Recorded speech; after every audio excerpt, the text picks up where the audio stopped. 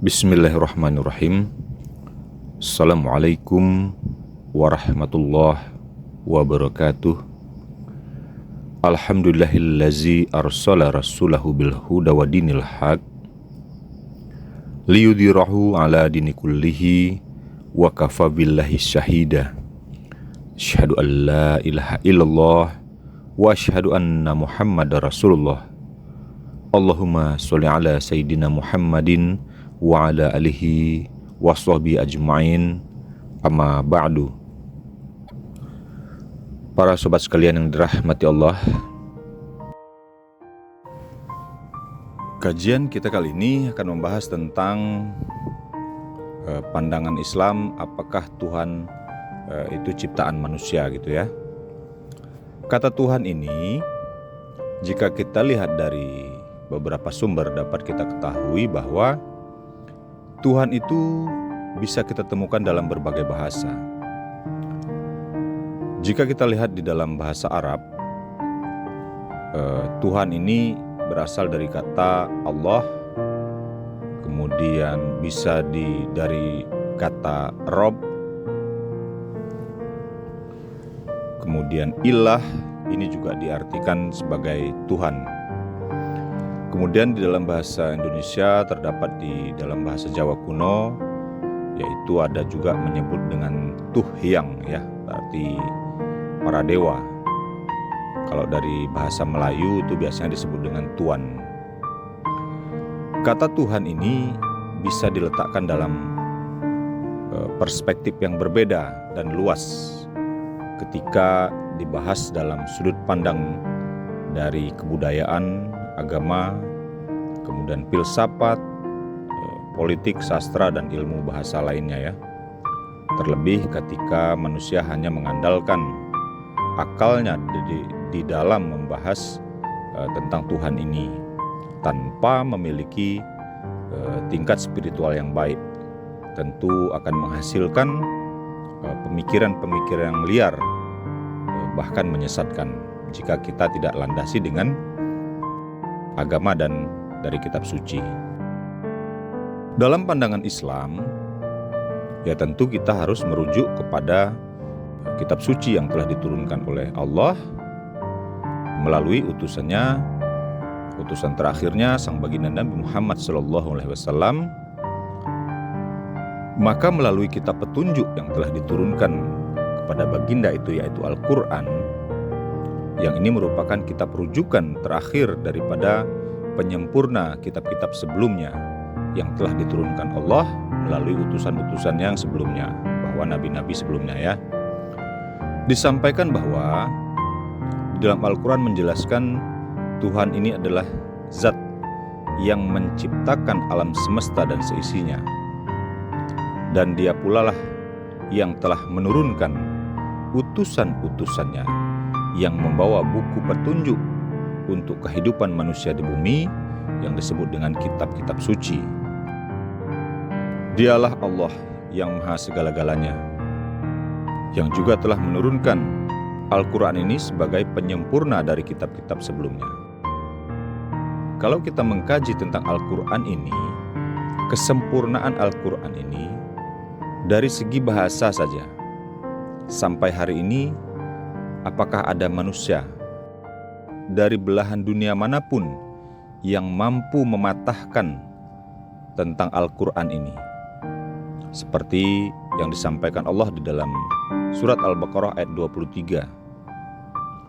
Jika kamu tetap meragukan tentang Al-Quran ini yang kami turunkan kepada hamba kami, baginda Nabi Muhammad SAW, buatlah satu surat saja yang semisal dengan Al-Quran itu, dan ajaklah penolong-penolong selain Allah jika kamu orang-orang yang benar. Jadi dari satu sudut saja kita melihat bahwa silahkan dari sudut bahasanya saja, tata bahasanya saja, tidak perlu kita jauh-jauh membahas tentang isi kandungan Al-Quran yang memang telah menjelaskan tentang segala sesuatu untuk keperluan kehidupan manusia di bumi ini. Jika ada yang mematahkan tentang kebenaran Allah yang mampu membuat satu surat saja semisal dengan Al-Quran ini, berarti Al-Quran ini bisa diragukan kebenarannya datang dari Allah yang sama, yang telah menurunkan Nabi Adam dan menurunkan kitab-kitab sebelum Al-Quran, dan yang telah menurunkan utusan-utusan Nabi dan Rasulnya sebelum baginda Nabi Muhammad SAW. Jika ada manusia yang mampu membuat satu surat saja yang semisal dengan Al-Quran itu, berarti patah tentang Al-Quran ini. Ini dari segi tata bahasa dan sastranya saja. Sampai hari ini belum ada yang mampu menandingi tentang membuat satu surat saja semisal dengan Al-Quran ini. Jadi jika ada yang mau mematahkan tentang kebenaran Allah sebagai Tuhan semesta alam, sebagai Khalik yang menjadikan segala sesuatu di bumi ini, sebagai Tuhan yang telah menurunkan kitab-kitab petunjuk melalui utusan-utusannya, silakan patahkan dulu tentang surat Al-Baqarah ayat 23 ini. Jika saat ini ada manusia-manusia yang mengaku pintar dan merasa hebat melebihi sang baginda Nabi Muhammad SAW itu, silakan dipatahkan surat Al-Baqarah ayat 23 ini. Kemudian dari sisi kandungan Al-Quran, kita lihat dari satu sisi saja kandungan Al-Quran yang menjelaskan tentang kejadian manusia. Belum pernah ada dari kitab manapun dan kitab suci manapun yang menjelaskan secara detail tentang proses kejadian manusia itu selain kitab Al-Quran ini. Para sobat sekalian yang dirahmati Allah, itulah salah satu kesempurnaan daripada kitab Al-Quran ini. Begitu juga pada kitab-kitab terdahulu yang diturunkan Allah melalui utusannya sebelum baginda Nabi Muhammad SAW ini, petunjuk, penjelasan tentang proses kejadian manusia ini belum pernah ditemukan.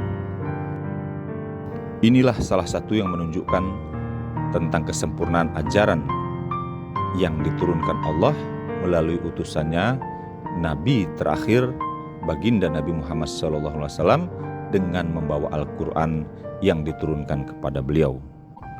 Bagaimana Allah menjelaskan tentang proses kejadian manusia ini? Di dalam surat Al-Mu'min ayat 12-14 Allah telah menjelaskan, sungguh kami telah menciptakan manusia itu dari saripati tanah. Kemudian kami menjadikan saripati tanah itu menjadi air mani di dalam tempat yang kokoh. Kemudian air mani itu kami jadikan segumpal darah. Lalu kami jadikan segumpal daging. Lalu segumpal daging itu kami jadikan tulang belulang. Lalu kami bungkus dengan daging. Kemudian kami jadikan makhluk yang berbentuk lain. Maha suci Allah sebagai sebaik-baiknya pencipta. Ini salah satu di dalam Al-Quran yang menjelaskan tentang proses detail kejadiannya manusia itu. Kemudian disusul di dalam surat Al-Hijr. Kemudian apabila telah sempurna kejadian fisiknya tadi, maka Allah pun menjadikannya hidup dengan meniupkan ruh ke dalamnya. Inilah proses kejadian manusia yang diterangkan di dalam Al-Quran, bahwa Allah jugalah yang menghidupkan saat di dalam rahim, dengan Allah berfirman, faiza sawaituhu wa nafakhtuhu fihi min ruhi. Maka apabila aku telah menyempurnakan kejadiannya, maka aku meniupkan roh ke dalamnya. Sebelum para ilmuwan dan dokter-dokter mampu mengetahui tentang proses kejadian manusia ini dari awal sampai kelahirannya, jauh sebelum itu Al-Quran telah menjelaskan tentang proses kejadian manusia ini dari awal sampai terlahir ke dunia ini. Dan ini tidak bisa dijumpai, tidak ada diterangkan di dalam kitab-kitab suci manapun. Sehingga dengan perkembangan teknologi dan sains, para ilmuwan bahkan terkagum-kagum dengan kandungan isi Al-Quran ini. Bahkan para ilmuwan itu pun menganggap bahwa Islam bukan hanya agama, tetapi juga sumber ilmu pengetahuan yang tak ternilai. Setelah mengetahui dan mengakui sebegitu lengkapnya isi kandungan Al-Quran ini yang berisi tentang pengetahuan ilmu secara detail dan lengkap. Namun, walaupun begitu, para ilmuwan pun tidak semerta-merta beriman kepada Al-Quran dan baginda Nabi Muhammad SAW. Itu tergantung daripada hidayah yang masuk ke dalam hati mereka masing-masing. Bahkan tidak sedikit juga manusia yang terkadang merasa pintar dan merasa berpengetahuan menjadi jumawa dan zalim terhadap dirinya dan Allah itu sendiri. Namun Allah juga telah mengabarkan di dalam Al-Quran. Allah berfirman di dalam surat Al-Alaq ayat 3-8. Iqra' wa rabbukal akram. Bacalah, sesungguhnya Tuhanmulah yang maha mulia. Kemudian disusul dengan ayat berikutnya, Allazi 'alamal bil qalam, yang mengajari manusia itu dengan kalam. Jadi Allah telah menyatakan sesungguhnya Allah lah yang telah mengajari dari manusia itu dari ketidaktahuan sampai mengerti, berpengetahuan. Dia mengajarkan manusia apa-apa yang tidak diketahuinya. Jadi manusia itu awalnya tidak tahu, tapi tidak sadar dia berpengetahuan itu sesungguhnya Allah lah yang mengajari manusia itu. Sekali-kali tidak, sesungguhnya manusia itu benar-benar melampaui batas, kata Allah. Pada ayat berikutnya, ternyata benar apa yang disampaikan oleh Allah ini. Setelah manusia itu merasa pintar, merasa berpengetahuan, maka kadang-kadang manusia itu jumawa, seolah-olah dialah yang memiliki ilmu itu. Padahal Allah telah menegaskan, Allah lah yang mengajari manusia itu dari apa-apa yang tidak diketahuinya. Kemudian pada ayat berikutnya, ketika melihat dirinya serba berkecukupan, Allah menyampaikan, sesungguhnya hanya kepada Tuhanmulah tempatmu kembali.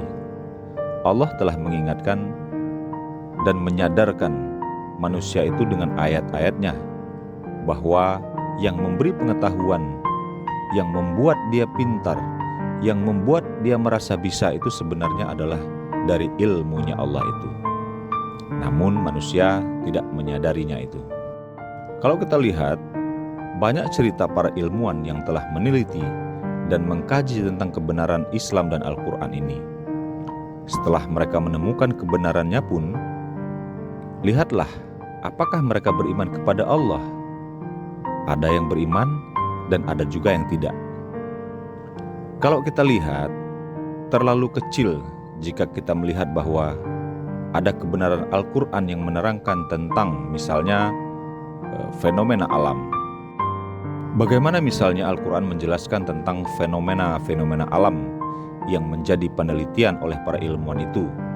Misalnya kita lihat saja seperti yang terjadi di Selat Gibraltar yang merupakan pertemuan dua jenis air laut yang berbeda sehingga terlihat warna yang berbeda.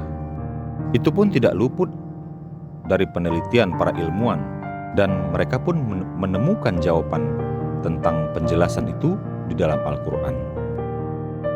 Atau misalnya di Swiss ada dua buah sungai unik yang mengalir, di mana saat airnya bertemu dan berdampingan namun tetap tidak bisa bersatu. Jadi pemandangan yang dihasilkan oleh sungai Arv dan sungai Rhone yang terletak di sebelah barat Danau Jenewa misalnya, di Swiss, sungai Arv dan sungai Rhone itu, keanehan-keanehan ini sebenarnya telah dijelaskan di dalam Al-Quran, yang itu juga menjadi pusat penelitian para ilmuwan. Kalau kita lihat, para ilmuwan meneliti tentang keanehan kedua sungai yang tidak dapat bersatu ini, tidak hanya di permukaan saja, Tapi sampai dasar sungai pun pertemuan aliran ini tidak menyatu sama sekali. Perbedaan lain yang tampak oleh mata pada kedua warna air sungai, di mana sungai yang satu berwarna biru sedangkan sungai yang lain berwarna coklat. Ini tidak bisa bersatu di dalam pada saat mereka bertemu. Ini juga telah dijelaskan oleh Allah di dalam surat Ar-Rahman 19-20. Dia membiarkan dua laut tawar dan asin bertemu. Di antara keduanya ada pembatas yang tidak dilampaui oleh masing-masing. Inilah kebenaran-kebenaran yang telah difirmankan Allah di dalam Al-Quran, yang juga menjadi pusat penelitian para ilmuwan-ilmuwan. Misalnya tentang fenomena itu, hanya sebagian kecil dari kekuasaan Allah. Bahkan termasuk di Indonesia sendiri, tentang kebenaran ayat itu juga nyata. Misalnya bisa kita lihat di Wakatobi. Wakatobi ini adalah sebuah daerah yang terletak di Provinsi Sulawesi Tenggara. Ada beberapa tempat yang memiliki air tawar yang menyatu dengan air laut. Misalnya di pantai Molei Sahatu. Pantai ini memiliki air tawar yang bisa diminum meskipun air tawar itu menyatu dengan air laut. Ini juga menjadi pusat penelitian para ilmuwan. Atau misalnya tentang firman Allah di dalam surat At-Tur ayat 1-6. Allah berfirman, demi gunung Sinai, demi kitab yang ditulis pada lembaran yang terbuka, demi Baitul Makmur, demi atap yang ditinggikan. Maksud Allah ini adalah langit. Dan demi laut yang dipanaskan. Maksudnya di dalamnya itu ada api. Wal bahril masjur. Jadi di dalam laut itu ada api. Jadi keajaiban yang telah diterangkan oleh Allah dalam kitab Al-Quran ini jauh sebelum manusia melihat kebenarannya. Itu semua hanya sebagian kecil saja dari kekuasaan Allah yang diketahui oleh manusia itu sendiri. Lantas mengapa manusia menganggap penemu atau peneliti atau ilmuwan itu semua seolah-olah menjadi manusia hebat tanpa melihat kekuasaan dan kehebatan Tuhan di balik itu semua? Itu pula lah yang telah diterangkan oleh Allah di dalam surat Al-Alaq itu. Allah berfirman, sekali-kali tidak, sesungguhnya manusia itu benar-benar melampaui batas ketika melihat dirinya serba berkecukupan. Sesungguhnya hanya kepada Tuhan mulah tempatmu kembali. Jadi bahkan ketika manusia itu telah banyak melihat dan membuktikan kebenaran-kebenaran Al-Quran itu, khususnya kepada ajaran terakhir yang diturunkan Allah melalui sang baginda Nabi Muhammad SAW yang membawa Al-Quran sebagai kitab penutup, tetapi malah manusia itu banyak yang memutarbalikkan fakta bahwa seolah-olah manusialah yang hebat, bahkan menganggap Tuhan itu tidak ada. Ini jelas sebuah cara untuk merusak tatanan yang telah digariskan oleh Allah di muka bumi ini.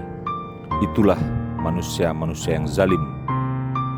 Bahkan ada yang malah berpendapat dengan mengatakan bahwa Tuhan itu adalah ciptaan manusia. Ini kan jelas bertentangan dengan firman Allah, Innani anallah la ilaha illa ana fa'budni wa aqimis sholata li zikri. Sesungguhnya aku ini adalah Allah, kata Allah. Tidak ada Tuhan selain aku, maka sembahlah aku dan tegakkanlah sholat untuk mengingat aku. Inilah pandangan di dalam Islam tentang Allah dan manusia itu. Bukankah di dalam ayat itu Allah telah menjelaskan bahwa Allah menyatakan, Allah memperkenalkan dirinya, sesungguhnya aku ini adalah Allah. Innani anallah. Allah memproklamirkan dirinya untuk hambanya. Ketika hambanya telah sampai pada yang berkalam itu, barulah nanti manusia itu menyadarinya. Tentu ini harus melalui spiritual yang baik. Lantas bagaimana mungkin bisa manusia menyatakan bahwa Tuhan itu adalah ciptaan manusia? Sementara jauh sebelum manusia itu ada, Allah itu sudah menjadi ilah atau telah menjadi Rob atau telah menjadi Tuhan. Kalau tidak percaya, lihat proses ketika manusia itu belum menjadi manusia.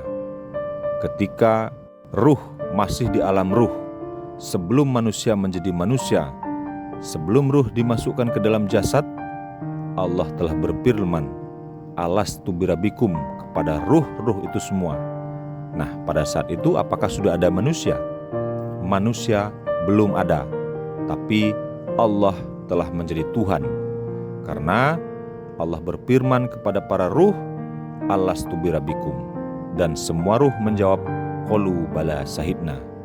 Lantas mau dari mana bisa dibenarkan jika ada manusia yang mengatakan Tuhan itu ciptaan manusia? Itu hanyalah olok-olokan manusia yang zalim. Dikarenakan Allah, ilah, Rob itu telah menjadi Tuhan sejak manusia itu belum ada. Para sobat sekalian yang dirahmati Allah, lantas kita bertanya, apakah manusia-manusia yang seperti itu yang mengatakan Tuhan itu adalah ciptaan manusia baru ada di zaman tahun 2024 ini? Tentu tidak. Dari zaman Nabi dulu, manusia-manusia seperti itu sudah ada. Lihatlah bagaimana tentang ketika kisah Nabi Muhammad SAW membelah bulan yang diabadikan Allah di dalam surat Al-Qamar, bahwa bulan itu telah terbelah, yang ketika itu Nabi Muhammad SAW diolok-olok oleh kafir Quraisy untuk membuktikan kebenaran kenabian Nabi Muhammad itu adalah benar-benar utusan Allah. Lalu mereka meminta Nabi untuk membelah bulan. Lantas atas izin Allah, bulan pun terbelah hanya dengan ditunjuk oleh Nabi Muhammad SAW. Ketika telah menyaksikan itu pun, apakah kafir Quraisy itu beriman kepada Allah? Tentu tidak. Bahkan mereka mengatakan bahwa mereka telah tersihir oleh baginda Nabi Muhammad SAW. Kan mereka juga tidak beriman. Mereka itulah yang diterangkan oleh Allah di dalam Al-Quran sebagai manusia-manusia yang zalim. Maka tentu kita sebagai orang yang telah mengimani Allah dan Rasul-Nya, serta kitab-kitab yang telah diturunkan Allah sebelum Al-Quran, tidak perlu menunggu ada ilmuwan atau ahli geologi atau pakar ruang angkasa sekalipun untuk menyatakan bahwa bulan itu benar-benar telah pernah terbelah. Namun cukup dari ayat-ayat Allah ini sudah cukup bagi kita untuk mengetahui bahwa memang bulan itu telah pernah terbelah. Jadi setelah kita melihat para kafir Quraisy juga tidak beriman, bahkan sampai sekarang terkadang banyak kita lihat manusia-manusia yang hanya mengandalkan akalnya saja tanpa mengimani, kemudian memanfaatkan tentang kebenaran-kebenaran dari kandungan Al-Quran ini untuk kepentingan diri dan kelompoknya agar diakui sebagai manusia yang pintar, tetapi meniadakan Allah di atasnya. Itulah manusia-manusia yang zalim, yang hanya mengandalkan akal tetapi hatinya mati atau spiritualnya kosong. Tentang manusia-manusia yang seperti ini, seperti yang sudah kita sampaikan di atas, bahwa bukan baru di tahun 2024 ini, melainkan sudah ada sejak Nabi dulu, dan juga telah diterangkan Allah di dalam surat Al-A'raf, sesungguhnya manusia itu benar-benar melampaui batas ketika mereka melihat dirinya cukup pintar, berpengetahuan. Mereka benar-benar melampaui batas. Jadi, jika melihat manusia-manusia yang seperti itu, Allah pun telah berfirman di dalam surat Al-Qamar itu, hari kiamat makin dekat dan bulan terbelah. Jika mereka, kaum musyrik, melihat satu tanda mukjizat, mereka berpaling dan berkata, ini adalah sihir yang terus-menerus. Mereka mendustakan Nabi Muhammad dan mengikuti keinginan mereka, padahal setiap urusan telah ada ketetapannya. Sungguh benar-benar telah datang kepada mereka beberapa berita yang di dalamnya terdapat ancaman. Berita-berita itu adalah hikmah yang sempurna, tetapi peringatan-peringatan itu tidak berguna bagi mereka. Maka kata Allah, berpalinglah dari mereka. Pada hari ketika penyeru malaikat mengajak mereka pada sesuatu yang tidak menyenangkan, itulah ada hari pembalasan. Itulah yang telah difirmankan Allah di dalam surat Ibrahim. Dan janganlah engkau mengira bahwa Allah lengah dari apa yang diperbuat oleh orang-orang yang zalim itu. Sesungguhnya Allah menangguhkan mereka sampai hari yang pada waktu itu mata mereka terbelalak. Ini difirmankan Allah di dalam surat Ibrahim ayat 42. Itulah waktu yang akan tiba bagi mereka-mereka yang zalim itu, ketika nyawa sudah di kerongkongan dan mata mereka terbelalak menahan pedihnya siksa Allah itu, dan akan dirasakan juga oleh mereka siksa itu sampai hari kiamat nanti. Jika ada manusia yang sok pintar mau membuat aturan dan teori-teori sendiri, seolah-olah mau menandingi kebenaran kitab Al-Quran yang telah diturunkan Allah itu, itulah manusia-manusia yang cenderung mengikuti fujurnya, karena memang telah dianugerahkan Allah pada diri manusia itu sifat fujur dan sifat takwa, agar Allah melihat siapakah yang benar-benar menjadi hamba yang bertakwa dan hamba yang berdusta.